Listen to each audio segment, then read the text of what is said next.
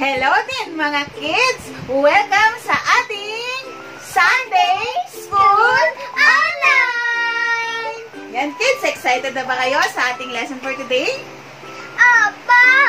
At dahil alam namin excited na kayo, syempre gusto lang muna namin maipaalala sa inyo na Jesus Loves you! Jesus loves you! Mga kids, sa araw na to ay marami tayong matututunan. Meron na naman tayong bagong matututunan, kids.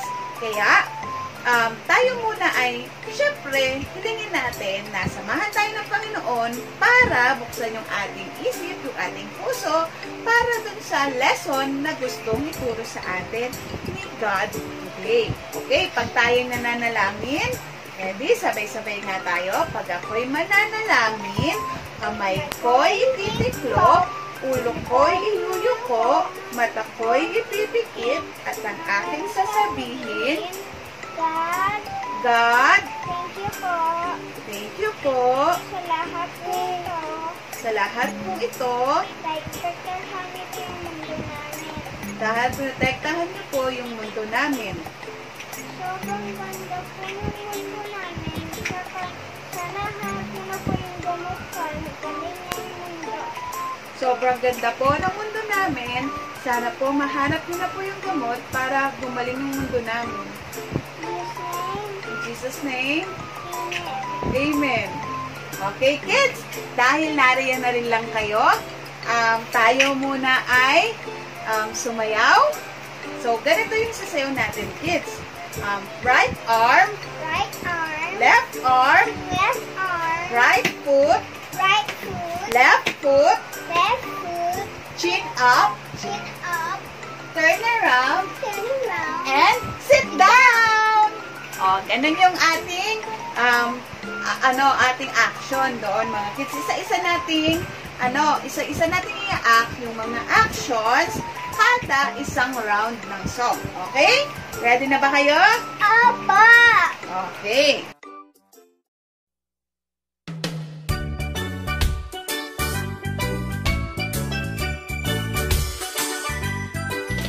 Father Abraham had many sons. Many sons had Father Abraham. I am one of them, and so are you. So let's just praise the Lord. Right on. Father Abraham had many sons. Many sons had Father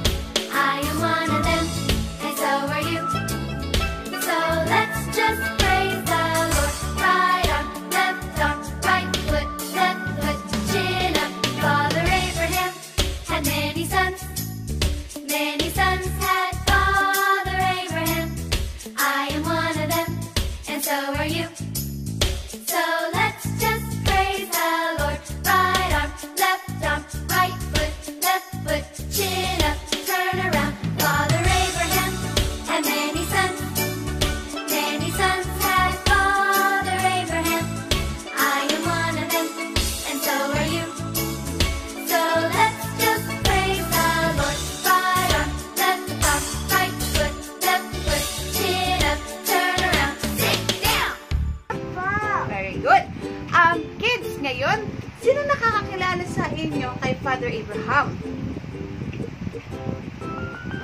Si Father Abraham, mga kids, ay asawa ni Sarah. At siya ay tao, masunuring tao sa Panginoon. Kasi nagtatrust siya kay God. At dahil sa kanyang pagsunod, siya ay pinagpala rin naman ng Panginoon. At alam nyo ba mga kids, sa edad na 100 years old, 10 sa edad na 100 years old, siya ay nagkaroon ng baby. At ang pangalan ay Isaac. Yan. Si Father Abraham, siya yung father of faith natin. Siya yung father ng ating pananampalataya. At pinangakuan siya ng Diyos na ang kanya daw magiging lahi, yan, ay kasing dami ng mga bituin sa kalangitan. At kasing dami ng buhangin, no? Yung bilang. So, nagbilang nyo na ba kung ilan ang bituin at kung ilan ang putil ng buhangin? Hindi mabilang. So, ibig sabihin, ganun yung pangako ng Diyos saan? Kay Abraham. Hindi mabilang na lahi. Sobrang laki kasi sobrang dami. So, ngayon, kids, dahil nakaupo na rin lang tayo ngayon, maaari ba na tayo ay manood ng story natin kasi mamaya ay meron kaming mga katanungan ni Ate Lian. Are you ready, kids, to listen to the story? Ang story natin ngayon ay tungkol kay Abraham at tungkol kay Isaac na kanyang anak. At syempre, tungkol kay God.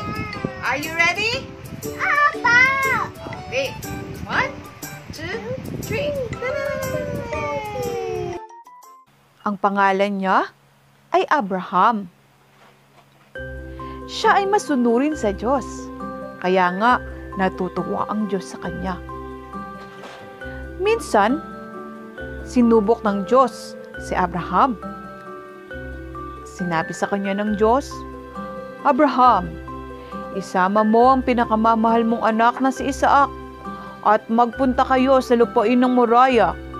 Umakyat kayo sa bundok na ituturo ko sa iyo at ihandog mo siya sa akin. Pagkarinig nito, ay nalungkot si Abraham sapagkat mahal na mahal niya ang kanyang anak. Subalit, nakahanda siya na sumunod sa Diyos.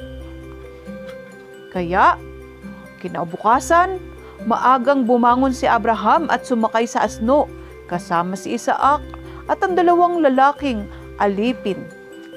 May dala silang mga kahoy na panggatong. Matapos ang 3 araw nilang paglalakbay, natanaw nila ang kanilang pupuntahan. Kaya't sinabi ni Abraham sa kanyang mga alipin, bantayan ninyo rito ang asno at kami na lamang ni Isaac ang magtutuloy. Sasamba lang kami kay Yahweh sa dako roon at saka namin kayo babalikan dito.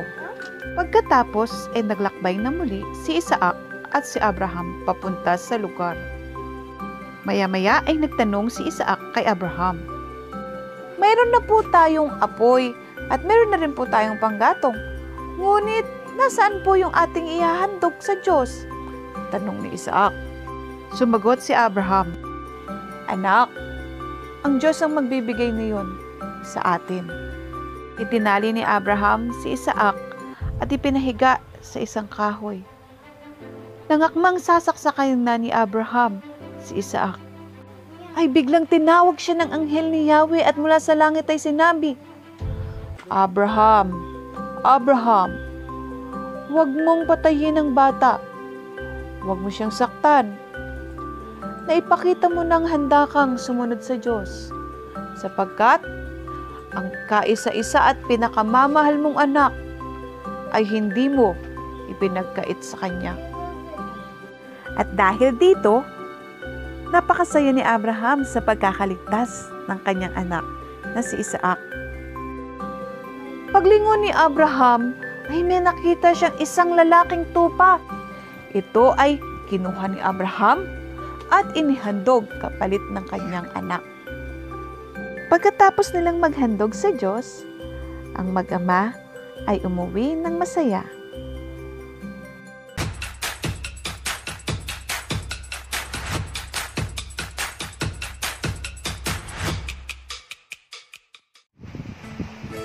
Kids, nagustuhan nyo ba yung napanood nyo na story? Opo! Opo, nagustuhan ni Ate Lian. Okay, kung nagustuhan nyo, sino nga yung mga tauhan sa ating story? Si God! Siyempre, si God. Sino pa? Abraham! Si Abraham. Sino pa? Si Isaac. Sino pa? Yung dalawang alipin. Yung sheep! Tama, yung sheep. Tapos, syempre, yung angel. Okay. Ito na yung totoong tanong. Wala pa palang tanong na no? Ito yung yung unang tanong. Ano ang inutos ng Diyos kay Abraham? Nagawin niya kay Isaac.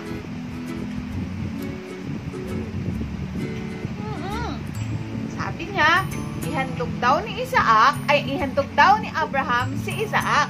So, papatayin niya si Isaac. Okay. So, tingin nyo, gusto talaga yun ng Diyos na gawin ni Abraham yung patayin si Isaac? Hindi. Ang gusto niya lang ay subukan si Abraham kung susunod siya sa Diyos at patuloy na magtitiwala siya sa Diyos. O ngayon, anong ginawa ni Abraham? Sumunod ba siya sa Diyos? Sumunod siya sa Diyos. Diba? Kahit na mahirap kay Abraham na sumunod sa Panginoon dun sa kanyang inuutos, kasi syempre, diba, mahal na mahal niya si Isaac. Kahit na, diba, sabi nga, si Isaac kasi, pinangako siya ng Diyos kay Abraham. Nasa tagal-tagal niyang hinihintay yung promise ni God na magkakaroon siya ng anak. Hanggang sa umabot na siya sa 100 years old nang ibinigay sa kanya si Isaac. At dahil pinakahihintay niyang anak si Isaac, syempre, mahal na mahal niya sino? Si Isaac. Mahal na mahal niya si Isaac. Pero, kahit mahal na mahal niya si Isaac, hindi niya ipinagkait na gawin kung ano yung inuutos ng Diyos sa kanya. Kahit na sabihin mo, di ba, kanina, sabi ko nga kanina, hindi talaga gusto ng Diyos na patayin ni Abraham si Isaac. Ang gusto niya lang ay subukan kung patuloy na mananampalataya at susunod si Abraham kay, alin? Isaac! Kay God. Sa ating pangatlong katanungan, ito, personal to, no? Personal tong tanong na to. Kung kayo si Abraham, gagawin nyo ba yung inuutos sa inyo ng Diyos kahit mahirap? O nga tulad nito, Ate Lian. Diba mahilig ka, Ate Lian, mag-tablet? Gumamit ng gadget? Kunyari, sabi sa'yo ni God, Ate Lian, Ate Lian, huwag ka nang magta-tablet muna. Huwag ka naman magta-tablet. Susundin mo ba siya, Ate Lian? Susundin mo ba si God? Opo! Bakit? Dahil siya po yung king natin na lang natin isunod lang kay God. Oo, dahil siya yung king natin at dahil kailangan natin laging sumunod kay God. So, ibig sabihin, mga kids, kahit mahirap sa atin, dapat patuloy pa rin nating susundin ang Panginoon. At alam nyo ba, mga kids, dahil dun sa pagsunod ni Abraham, natuwa ang Panginoon sa kanya. At tandaan nyo ito, mga kids, ha? Kapag meron kang trust kay God, meron kang faith, at meron kang pananampalataya kay God, ikaw ay, susunod sa Kanya. At kung ang pananampalataya mo, at kung ikaw ay sumusunod sa Kanya, ay magkasama, ikaw ay patuloy na pagpapalain ng ating Panginoon. So, ibig sabihin, obedience, at faith, plus obedience is equals to blessings. No, tayo ay pagpapalain ng ating Panginoon. Kids, sa gitna ng mga pagsubok na meron tayo ngayon sa pandemic, diba? Sa COVID-19, kanina yung prayer na Ate Lian, no? Panginoon, yung mundo po, sana po bigay niyo na po yung gamot, pagalingin niyo na po ang mundo. Sa pagsubok, mga bata, na kinakaharap natin, sabi nga, kahit na mahirap, diba, yung pagsubok natin, dapat patuloy lang tayong magtitiwala at patuloy tayong susunod sa ating Panginoon. Sabi nga sa song, trust and obey. So kids, sa gitna ng pagsubok, kahit na nahihirapan tayo, patuloy tayong sumunod, patuloy tayong magtiwala sa ating God. Our memory verse for today is from Psalm chapter 13, verse 5. But I trust in your unfailing love.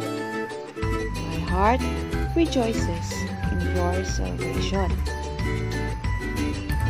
Once again, kids, let us recite our memory verse from Psalm chapter 13, verse 5. But I trust in your unfailing love. My heart rejoices in your salvation.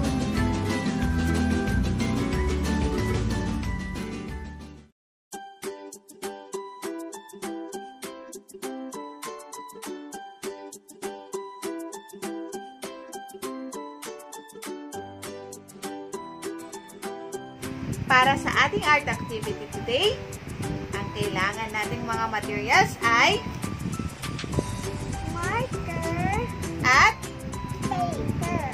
yan, marker at paper. Unang gagawin natin mga kids ay gagawa tayo ng, anong gagawin natin na yan? Sad face, just smiley face. Okay, sad face at smiley face. Sad face, di ba? Pagka tayo ay may mga pagsubok, malulungkot tayo. Pero, turn natin yung mga malulungkot, yung mga pagsubok natin into masaya. Diba? So, happy face. Bakit tayo magiging masaya?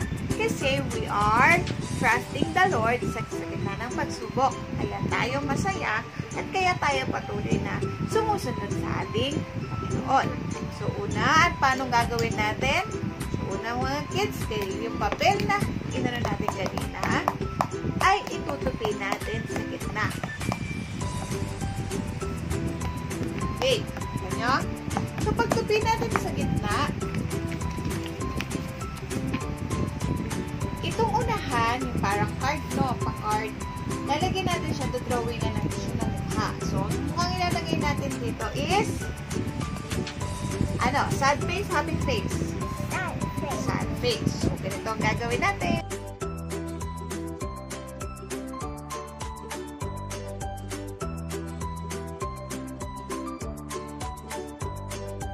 Happy face, kids. Mamaya papakulayan ko to. Ayan, yan. Gagawin natin ay papaliktarin natin. At syempre, dapat kamukha yung gagawin mo dito. Ito naman, kanina, sad face ang ginawa. Ngayon naman, anong gagawin natin? Happy face. So, titrace natin. Kaya, marker ang kailangan natin kasi titrace natin yung dinrawing natin. Kuha ka na doon ng coins mo. Okay?